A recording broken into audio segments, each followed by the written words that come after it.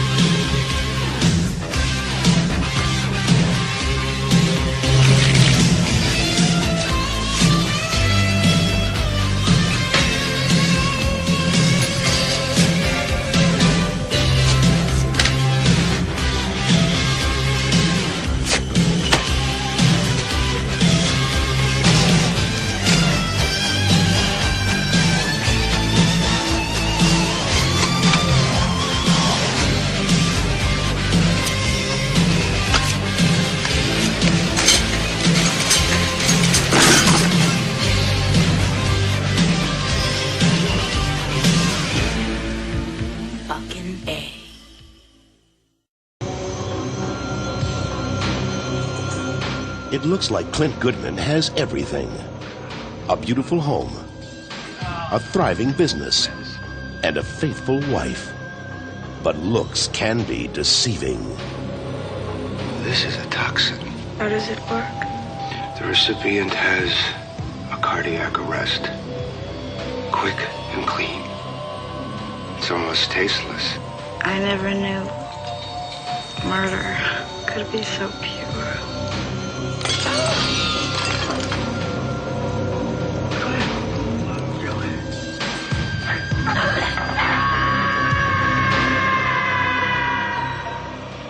Now, they think he's dead and buried.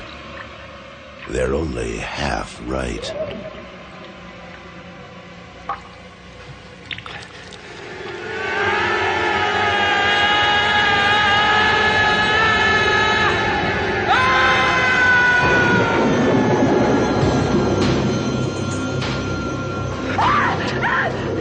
There's someone in the window.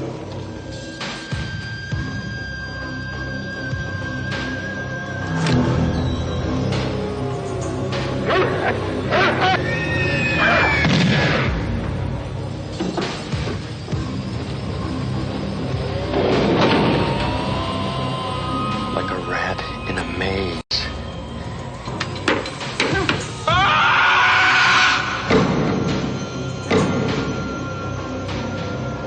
Who knows who will be the next person to be buried alive? Tim Matheson and Jennifer Jason Leigh star with Hoyt Axton and William Atherton in Buried Alive, coming on video cassette March 21st. Hey, this is Matt once again. Welcome back to another review. This is actually a PayPal review for Brian Utley. Thank you so much. If anyone's ever interested in my Patreon or to send me a review request in PayPal, info will be down below. But Brian wanted me to talk about the 1990 film Buried Alive, TV movie directed by Frank Darabont. Now, Frank Darabont, of course, had worked on The Blob from 1988 and Nightmare on Elm Street Part 3, The Dream Wars with Chuck Russell. Of course, he went on to direct films like The Shawshank Redemption, The Green Mile, among many other films. He was a part of the TV show The Walking Dead until he got fired, quit, whatever the story is. But Frank Darabont did a really good job with this. Considering it's a TV movie for the USA Network, this is one of the better TV movies because even with the restrictions of it being made for TV, especially for back in the day on the USA Network of all things, he still showed a sense of style in certain sequences, certain ways of the camera, like going through a coffin to see someone inside screaming for mercy, or certain other shots. The score, the musical score, can't tell. It says here, theme music composer Michael Colombier.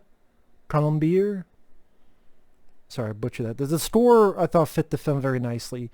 The cast is a big part of the reason why the film works. You got Tim Matheson, who I enjoy from Animal House, among many other movies Tim Matheson's been in. Jason Leigh, who I remember from the original The Hitcher, she plays the really unlikable wife character. And then William Atherton from Ghostbusters and Die Hard 2, he definitely plays a scumbag, as he usually does, and plays it well. Hoyt Axton, the father in Gremlins, he's here as a sheriff who is good friends with Tim Matheson's character.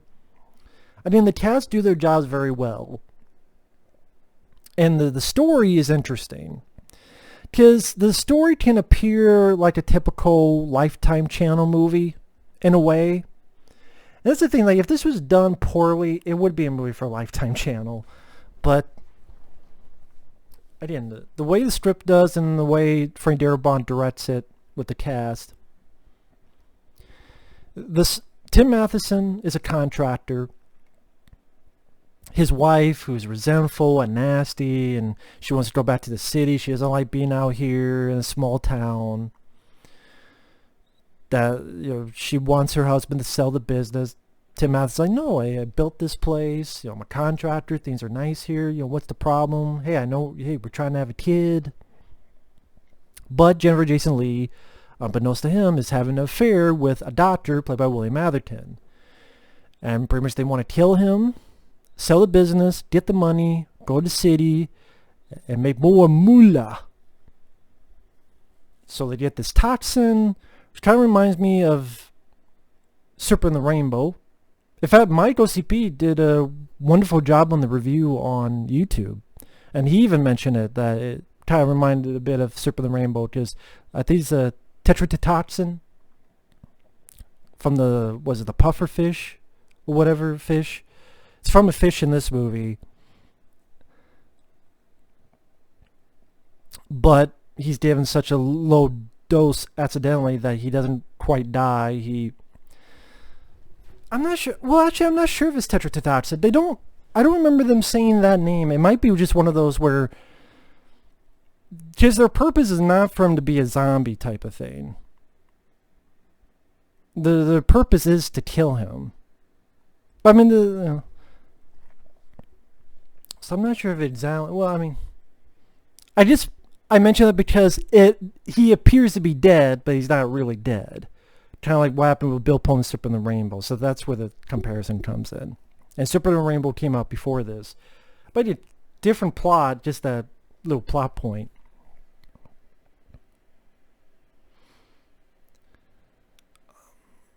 But yeah, they think he's dead. He's not. He gets out and he wants revenge. And the way he does the revenge is one of the more interesting ways. I thought it was pretty creative. Dare I say original? Because, do I want to give that away? Okay, before I do, again, I think it's a pretty issues I have with the film before I go to that. This seems a bit too convenient at times with the script. Like, okay, he's given toxin, but he's given too little of a toxin, thankfully enough. Oh, he's ready to get embalmed. Oh, well, no, they call, just skip it, because they don't want to pay for it. So they skip the embalming, which would have killed Tim Matheson's character. Oh, don't put him in a good coffin. They cheaped out. Put him in a weak coffin. Yeah, that weak, cheap coffin. Which, if it was a sturdy coffin, he would not have gotten out of. So I mean, there's a couple, like, a bit too much convenience. And I'm like, if any one of these things didn't work out, our character would be dead. So I don't know, it's like, you really have to stack the dominoes to get to this one particular point. You know what I mean, of the story. Maybe it's not a big deal to other people, but just like, it was just a little bit of annoyance.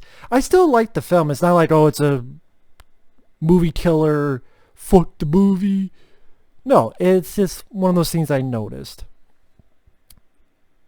With that said, the cast did their jobs well. The finale was fun. The finale kind of reminded me of a Tales from the Crypt episode. of which, you know, someone get their comeuppance who deserve it. Which I haven't seen too many Tales from the Crypt, but from what I understand, that's one of the things they kind of do on that. Maybe I'm wrong. You can educate me. Feel free. But getting more into spoilers, when I talk about the finale, what's interesting is he's able to trap his wife and then ultimately her lover in the basement. And then they hear all this stuff, and when they get out, they realize that Tim Matheson has turned this place into a maze and into a coffin. Because he's a contractor, he knows how to do this. As they were locked down below, he literally closed off doors, made so that wherever they went, it's where he wanted them to, and led Jennifer Jason Leigh into her own personal coffin. I thought that was really inventive, interesting. Maybe some people will feel that's a bit far-fetched, but I don't know, with the way it was done in the movie, I could buy it, or at least I could deal with it on an entertainment level. I just thought it was interesting, kind of an original way to do it.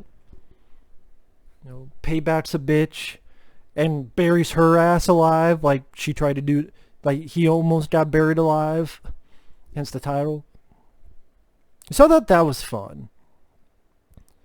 That was entertaining, because Jennifer Jason Leigh does a really good job playing this fucking nasty bitch that you want to see get a comeuppance, because she's so nasty to Tim Matheson, who's Terry, just nice, easygoing, regular guy. She wants to kill this dog and shoot it because it keeps barking and annoying her, and she's like relishing trying to kill this dog. Thankfully she doesn't. And like, even when he's dying, she's like, just die already. Man, you really want this bitch to get her comeuppance and a dick in the mouth for measure. You're just waiting for it. Waiting for the ball to drop in her mouth. And it does, and it's pretty nice. And then William Atherton, yeah, he plays a scumbag like he did in Ghostbusters and Die Hard 1 and 2. You know, Walter Peck. Yes, it's true. This man has no dick. And yet, William Atherton does it yet again fairly well. He has some fun lines of dialogue, like when they're locked in the basement and then they try to get out a window and there's a dog. And he's like, great, we got Jason upstairs, we got Cujo out the window. Again, the music worked well. There's some stylish direction, like I said before, of the camera going through the ground into the casket where Tim Matheson's character's at, and then he wakes up. Moments like that, I thought he was a little bit stylish. The only issues I had, one, the script got a bit too convenient at times, and two, once in a while it would try to do the slow motion and it felt over the top. In particular, when Tim Matheson, after he's drank something that has the toxin in, and he's having a heart attack, and he yells. And the way that Frank Darabont did it, I don't know why he did it this way, because it's a little laughable. Tim Matheson is yelling, but it's in slow-mo. It felt over the top, and just kind of like, no, that did not need to be over the top. There's a couple slow-mo scenes that it worked better. This, not really. I just thought it seemed laughable. I was ready for Tim Matheson to go, no! But, like, so that scene, that was kind of cringeworthy. At least that part of the scene. That slow-mo yell, ah! I get, yeah. And, like I said, the script. But the movie moved at a good pace. It was only 80, 90 minutes long. I don't know if it's on DVD, a TV movie like this. Let's say the Frank Darabont did a nice job direction-wise. The cast worked well. Hoyt Axton seemed very nice guy as the sheriff. There's a nice little moment where he misses his friend, Tim Matheson, and he's like, I just don't understand it. I don't understand what happened.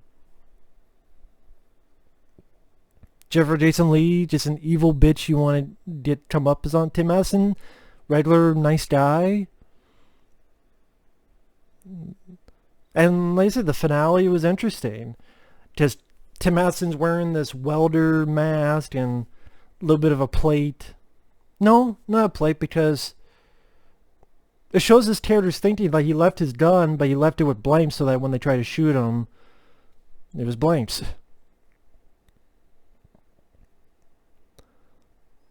And again, just the whole, he reworked and remodeled his house to make a maze and ultimately a coffin for these two sons of bitches. That's not something I would have thought of, but again, it's a pretty intriguing idea. I thought fairly interesting. So, yeah, I rather liked this film. I thought it was pretty good. Avoid the sequel. I know there's a sequel with Ali Sheedy and Tim Matheson, but Tim Matheson dies in the middle of it because, oh, he's, after this film, he's gone down in health because of that toxin, and he helps, I think it's like a relative of his or a friend. I barely remember that film. But it's pretty much the same movie, only it's a girl instead of a guy, because it's Ali Sheedy who gets buried. And Tim Matheson saves her, but because of the rigor of saving her, he dies, and then she feels bad for him, and she gets her revenge. I guess Buried Alive 2 came out like, what, 2 or so years after this. Again, just a remake of this one. It's a sequel, but it's a remake. It's a sequel, but it's just redoing the same things. It's only not as interesting and not as well directed and not as interesting of a payoff as this does. So, to me, that sequel doesn't exist. But this one, don't be weary that's a TV movie. Granted, because it's a TV movie, it does fade to black because those are for the commercial breaks. But if you took out those fade to blacks, I don't think you would notice this was a made-for-TV movie. You just think, oh, just direct to video, but still not too shabby. Yeah, I liked the flick. So, thanks for watching. Take care. Thanks once again to Brian for the PayPal request on this. See you guys later. I definitely got some more reviews for you guys, and take care. Bye-bye.